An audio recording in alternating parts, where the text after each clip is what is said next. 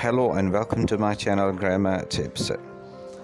In today's second video about correct pronunciation, I will be learning some more words which are often wrongly pronounced by the new learners. आज की इस दूसरी video में हम सीखेंगे कुछ मज़ीद अल्फाज जो कि नए सीखने वाले अक्सर गलत अदा करते हैं। तो स्टार्ट करते हैं हम अपने पहले लफ्ज़ से जो कि है बैद, BATHE, बैद। ये लफ्ज़ बतौर वर्ब यानी फ़ेल यूज़ होता है और इसका मतलब है नहाना या नहलाना। The word bathe means to wash something, especially a part of your body, or to go swimming in sea, river, etc. This word should be pronounced bathe and not bath. हमारा आज का दूसरा लफ्ज़ है बाथ, BATH, बाथ। ये लफ्ज़ बतौर noun या इसम इस्तेमाल होता है और इसको हम थे या थ साउंड से ख़त्म करते हैं, यानी जब ये वर्ब होगा तो इसको हम पढ़ेंगे बैद और जब ये नाउन होगा तो इसको पढ़ेंगे बाथ।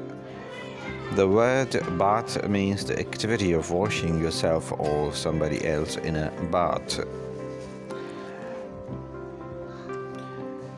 हमारा आज का तीसरा वर्ड है कनेल, CANAL, कनेल।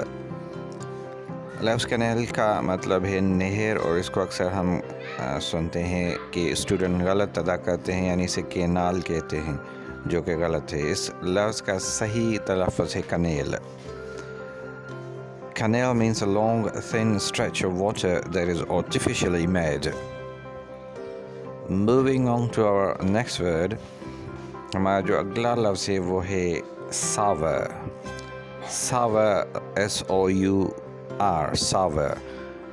sour लफ्ज़ का मतलब है तुर्श या खट्टा। इसको सोर नहीं पढ़ना चाहिए, इसका सही तलफ़्फ़ुज़ है sour। Sour means having a sharp, sometimes unpleasant taste or smell like a lemon. इसी से मिलता जुलता हमारा अगला लफ्ज़ है soar, SOAR, soar। ये लफ्ज़ सोर पढ़ा जाता है और इसका मतलब है ऊपर की जानिब जाना या हवा में उठना। The word soar means to rise very quickly to high level. हमारा जो अगला लफ्ज़ है वो भी सोर ही है, लेकिन उसकी स्पेलिंग और मीनिंग मुख्तलिफ है, यानी SORE, सोर। सोर मतलब दुखता हुआ या दर्द देता हुआ। जैसे मैं कहूँ I have a sore throat or my eyes are sore. Sore means pain and uncomfortable feeling because of injury, infection or too much use. हमारा अगला लफ्ज़ है onion, ONION, onion।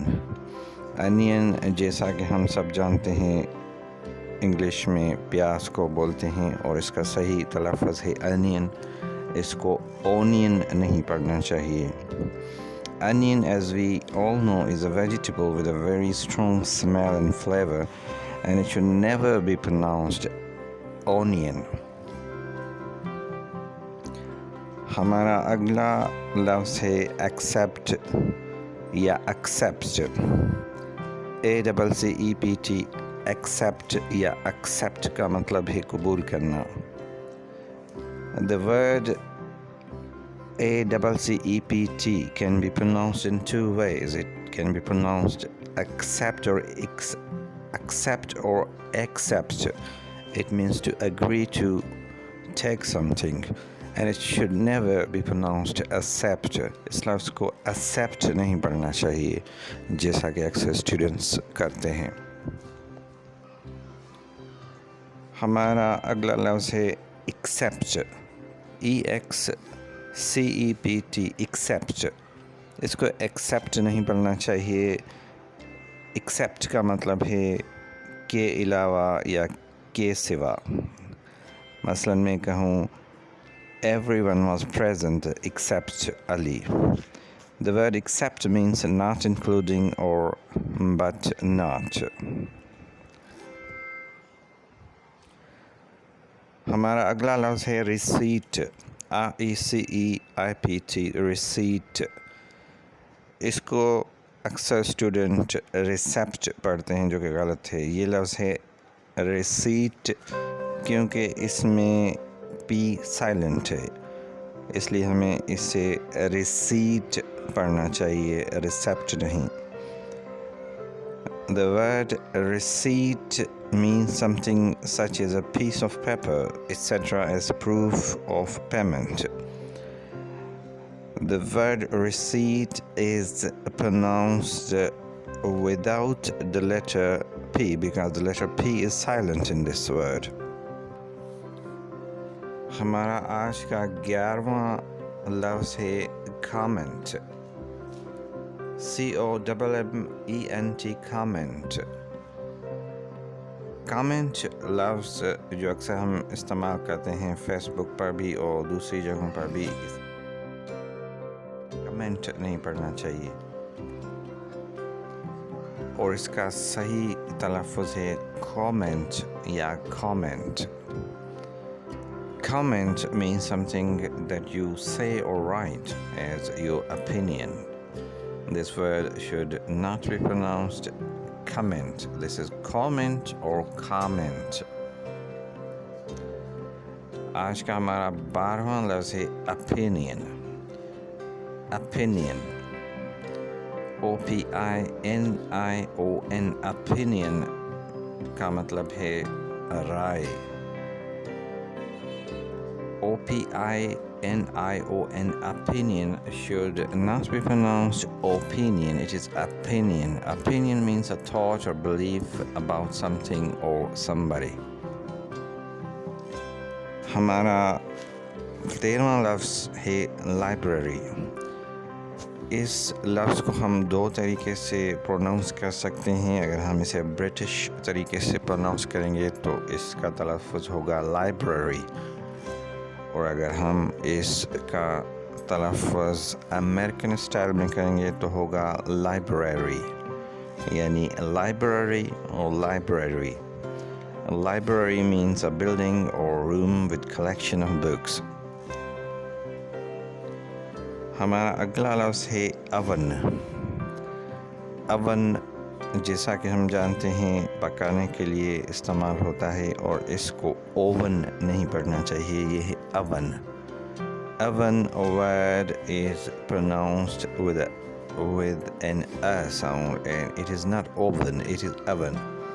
Oven means the part of a cooker with a door used to bake or roast food. हमारा आज का next word है analysis. Analysis, जिसे उर्दू में तज्ज़िया कहते हैं, इसे एनालिसिस नहीं पढ़ना चाहिए, ये है analysis. Analysis means the act of analyzing something, and it should not be pronounced analysis. It is analysis. हमारा अगला लफ्ज़ है ज्वेलरी। ज्वेलरी जैसा कि हम जानते हैं इसका मतलब है ज़ेवरात, और ये ज्वेलरी नहीं है, ये लफ्ज़ है jewellery. Jewellery means decorative objects worn on clothes or body. हमारा नेक्स्ट वर्ड है वेंसडे। वेंसडे हम बुध को कहते हैं और इसको वेडनेसडे नहीं पढ़ना चाहिए। इसको हम दो तरीके से पढ़ सकते हैं, एक वेंसडे और दूसरा वेंसडे, यानी वेंसडे और वेंसडे। इसे हम वेडनेसडे नहीं पढ़ना चाहिए। Wednesday is the day of week that comes after Tuesday, and it should not be pronounced Wednesday, it's Wednesday. हमारा नेक्स्ट वर्ड है vegetable.